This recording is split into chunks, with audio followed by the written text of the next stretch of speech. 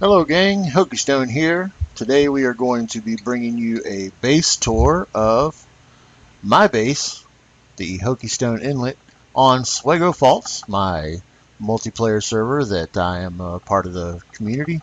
SuegoFaults is a vanilla whitelisted server hosted by Static Past and the other admins. You may have seen some of my base when Graphoniac came and did a server tour here. But people have been asking for a more in-depth tour and wanting to know exactly what was in my head when I came up with these plans. So we're going to do take a little bit more time today to go over those things, and I'm going to show you guys around. So come on in. So here we are. Of course, this is my nether tunnel coming in from the south hub down there. This was designed by Vendetta 4. I contracted this work to be done because I can't come up with things that are as nice and beautiful as this when it comes to being a repeated pattern. So this is a fantastic way to enter my area. There are some little details that still need to be done. Of course, when people come by, the vines continue to grow. So it's kind of cool. It's always changing. Looks like somebody accidentally broke one of my lights there. I'm going to have to get that fixed. So here we go. We're going in. So here we are. You come into the Hokie Stone Inlet and you see that we have all sorts of buildings and what looks to be a bit of a ship over there. And it's kind of confusing. It's like, what's going on here? Well, when I joined SuegoFaults, I was asked by the admins to come out here to the Southlands where not a whole lot of people have settled and there's not a whole lot going on. And I took up this challenge to come out here and came upon a band of pirates. Now, these pirates are fairly shy, so you usually won't see them about. They'll send me messages once in a while asking me if I could work on some different things that they need. But most of this area, it's designed for them. They've put their own mark on the area, and when they feel like they need something or something else needs to be added, they let me know. So you come in here and look back at the nether portal, and this is how they've marked their land, that there be pirates here. And I've not heard of any acts of aggression from the pirates, but the first thing that they did tell me they needed was some trading partners and that kind of thing. So I went about and I built them a villager breeder, because everyone knows that the villagers here pretty much control the flow of goods around everywhere. So here you'll see that this is a standard Impulse SV infinite breeder. These guys stay in here and they pick their potatoes and have a good time, saying hum to each other and just having fun. And the babies are fed up through this room, and it's full right now. There's some issues with what I'm going to do with this space right now because we've kind of reached the capacity for our villagers, so to speak. Now, the Merchant's Inlet, and we will come back to the pirate ship there. There's a ladder here that leads down to the Merchant's Inlet. It can be reached right here, but I got tired of climbing the ladder all the time, so I created this nice wool elevator designed by Woolly Creeper, slime block piston elevator. So we come down, and this was the very first store that was created here at Hokie's Inlet. It's Yards and Noble, the bookstore, and it was basically designed to hold the villagers who are librarians and love to be surrounded by books, and will sometimes give you books to enchant your armor and weapons with. And this whole area basically just came out of needing to get these guys away from the breeder so that keeping them around didn't disrupt the breeding, which is right up there. So I never really designed this area to be built inside a ravine. I just made a place to stick the villagers where it didn't disrupt everything that was happening up there. As I was collecting materials when I was beginning to help everything get established, I decided to build 2 slime farms because everyone on SuegoFaults needed slime balls, and it was difficult sometimes to get them. And Fee was the only one that has another farm that I'm aware of anyway. So I found slime chunks and I created these slime farms. So this is the Hitchhiker's Guide to Slime Farming, my slime farm compound. As you can see, the platforms go down to the water, standard zoom avoid design, I believe. The slime blocks jump off the edge, they get pushed into the cacti, which kills them, and then the slime blocks come up. This one, of course, has a slime ball themed glass floor there. This is Slime Farm Zaphod, by the way. And then if you come down here, we have Slime Farm Praxabetal Ix, also known as the Ford Farm. And it has more of a kind of medieval feel, I guess. Some of the dark stone with the Iron Cross type icon. And again, just built the same exact way as the other one. 13 platforms. And all of the farms feed an item elevator, which you can see as we come up here. The slime balls flow right up through here into the hoppers and fill these chests, which have long since overflowed, and I'm always looking for people to come and take some slime blocks or slime balls off my hands for me. Donations are appreciated but never required. All of my farms are community farms for everyone on SuegoFaults. So again, the slime balls, they come up here into this little glass, and it's fun to stand here and watch and just see what's going on.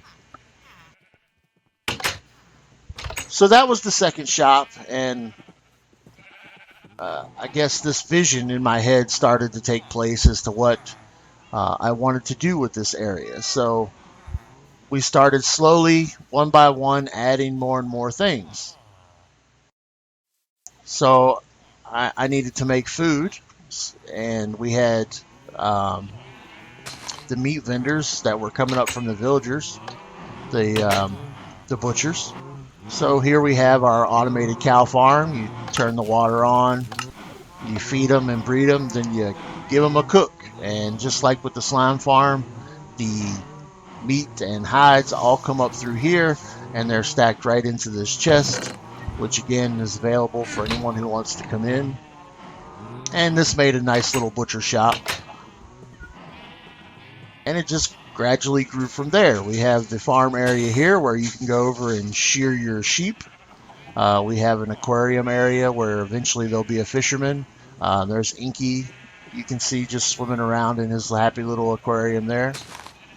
If you come down here, we have our broken anvil, which is the iron workers. They sell their diamond picks and diamond wares, and then they also have all this other merchandise that again is available for people starting out on SuegoFaults, or anyone who just comes to visit and finds themselves needing materials. As more and more of this began to take shape, we started getting people interested in building their own stores and their own shops. So I had asked Vendetta 4, after she designed my nether tunnel, hey, would you like to come in and design a potion shop for me? I need a place to brew all my potions. She went well above and beyond anything that I had imagined this place would be. So we ended up with Vin's Potion Shop, home of the Brew Monster, which is basically a big machine. You come back here, you select the materials that you want, you hit the buttons, and it automatically brews your potions. You can't have a brew monster without a brew witch. So we have Helga. She stays here and takes care of any of the visitors that come in. I had to put her behind glass. She's kind of cranky. She gets a little upset. She starts throwing the potions around. So yeah, we just let her stay there and do her thing. Now, while Vendetta was here building, she decided that she liked this place so much that she actually made her own home away from home, a little apartment here, and this is where she stays when she's over in Hokie's Inlet, which happens to be more and more these days because I mean, let's face it, we're starting to have everything that you could possibly need here, and it's a great place to hang out. She does have an absolutely fantastic home of her own way in the Northlands, and we will visit that some other day, and I will show you. Now, of course, we had to have some wheat to trade to the villagers, so I went and talked to Captain Plunder, who is the leader of the pirates, and he loaned me two of his first mates, First Mate Smedley and First Mate Smee, and they just stand here and they collect their wheat all day long and replant. And you see there that the wheat and the seeds, they get tossed on the ground and whisked away by magic. It's automagical, complete automagical farm. And these guys just work all day long. And then I got contacted by Awuga, who you can find on YouTube and see some of his videos. He wanted to put a tavern here because, you know, it's good business. Pirates love to drink after a hard day's work. It's right across from the wheat field, so these guys can come over. They can grab an ale. And we're not going to go inside today because I think it's still being worked on. But this is Awuga's place. The outside looks fantastic. And I think it's going to be something special that everybody can come here to the Hokie Inlet and enjoy. Just have a little fishing fountain here for everybody to come in and do some fishing if they want to. So we are working on right now putting a glass ceiling in up there. It will not be 100% clear glass. Eventually there will be some kind of design on there, but for now that will keep out any unwanted zombies, creepers, that kind of thing. You know, the stuff that bothers people in Minecraft while they're probably not paying attention. We had Random Bacon 74 come in and put his floratorium and grow house in here where you can come in and see all different types of available plants and woods, and these can be purchased and then taken out and planted at your own place or here in the inlet. We do encourage any kind of beautification products here. Not products, I guess, beautification projects rather. And then right next to him is Outdoor Jeff's Golden Apple Emporium, the La Palme d'Or. You put your diamonds in here and the machine will automatically just drop down what you need to either make your own golden apple or purchase one that's already pre-made. So it's really cool. Everything pops up either from the floor or falls from the ceiling. You get your 8 bars of gold and your apples, and it's all done automatically, and it's fantastic. And you'll see that that's kind of a theme here at the inlet, is we like things that are automagical. Everything, most everything runs on its own, which leads us right over here to our sugarcane farm. The second biggest supplier on SuegoFaults after Caverna, but we are slowly getting a bigger and bigger following. So this the standard sugarcane farm, it grows up, the pistons come out and break it off, and automatically it's collected and saved for us at the bottom. And we have similar farms down at this end, which include the iron farm, as you can see, Mr. Iron Golem standing right down there staring at everybody, as well as our pumpkin farm, which you will see down here. The pumpkins grow in these rows. The hipster design, again created by Willie Creeper and then expanded by myself. The pistons come up from the ground, harvest the pumpkins, and then they are collected again automatically and delivered to the holding area for the pumpkins. Up here on top of the iron farm, you see Frankie and Annette. They're hanging out up there. They're kind of unhappy right now because they only have a little bit of space, but eventually they will be able to roam this entire open area and keep everybody safe once we finish completion, or once we have completed the glass ceiling. We'll step inside here real quick, come in, check out the iron farm, which is actually down this hallway way underground, and the poppies and iron bars are brought in, delivered automatically by the water stream here, and dropped into this chest. So we have iron for people that need it. It's not the fastest iron out there, of course, but it provides enough.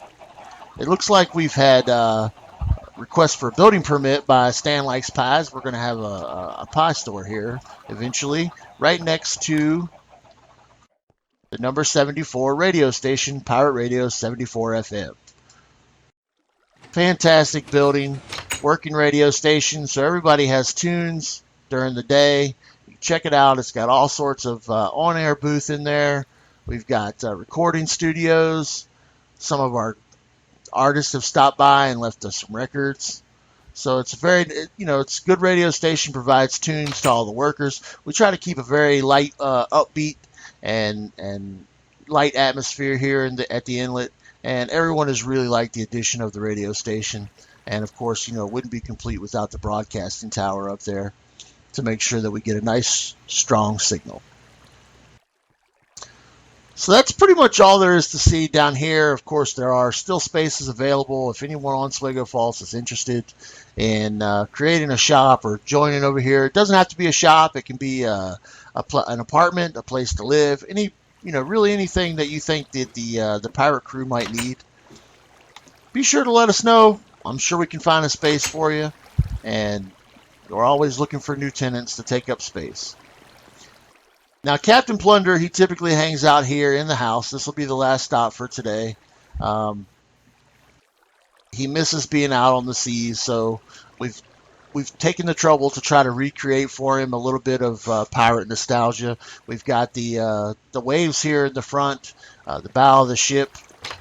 You come in, he's got a nice map to see what's going on in the land around him, so he can keep check on what's happening, where things are. This is the quarters that the quarters he have given me to stay. Very kind to him. I have all the amenities one could ask for. Room service. I just press the button. So everything is nice and cozy. I get to this nice porthole view out the front that I can keep track of what's going on. And I don't know if he'll mind me showing. There's a secret entrance right through here into basically his study area where he decides what it is that he needs next, and I guess ultimately works to get his crew back out on the sea. But he's never in here. I don't know where he's at. I'm gonna have to figure that out. It wasn't long after the pirates arrived that they caught a local pygmy. We believe it's a local pygmy. He's kind of shy. He won't look at us right now, but yeah, I don't know. It's really odd. He showed up one day and they asked me. They wanted to do some studying on him, and so I fixed him up this little place, and he seems pretty decent in there. Sometimes if you go near the glass, he'll slap you around, so I don't go too close. He scares me. We have a second tavern here in the house where we can have fresh booty and Mermaid's Delight, Plank Walker's Doom, all sorts of strong drinks. And we do offer cabin's boy duty for the younger crew that's on board, but I think right now the only underage crew member that we have is actually being held up here in a brig type area for stealing some of the captain's treasure. There he is right there. That's Eros, cabin boy Eros, and he was filching the captain's treasure. So we just keep him locked up. I'm not sure what they're going to do with him, but it's probably not going to be good. This area here at the upper level of the house is still not occupied. It's being worked on. Who knows what will happen in the future? We'll have to come back to it. And then we have a mini art gallery where we can show off some of the captain's goods. He has all of his finest paintings in here that he keeps. Yeah, so this, that's basically the entirety of the Hokie Inlet base, and the reason that things have been planned out the way that they are. It's not something that originally was an idea that I had. It just kind of popped up that way. We have a lot of other projects that are in the works over here. This area that is raised up over here will eventually be a train depot with multiple stations. There is an access tunnel there to a farming area for zombies. There will be a third tavern over in those hills. I believe it's that direction, which the Bones and Arrows Tavern, which offers the ability to punch skeletons and get bones and arrows, hence the name. And there has been talk of putting a Spleef Arena also down in the ravine. So lots of projects still happening, but this is where we stand right now. I hope you guys enjoyed this tour of my current base, and we'll come back and check out future episodes. Be sure to check me out on Twitch TV/HokieStone for some streams that I do. And if you like this video, make sure you hit that thumbs up button. And if you really liked it, then be sure to subscribe so you get notified whenever I put out future videos. And I appreciate all you guys stopping by and visiting here with the Pirates at Hokie's Inlet. And we'll see you again soon. Bye-bye.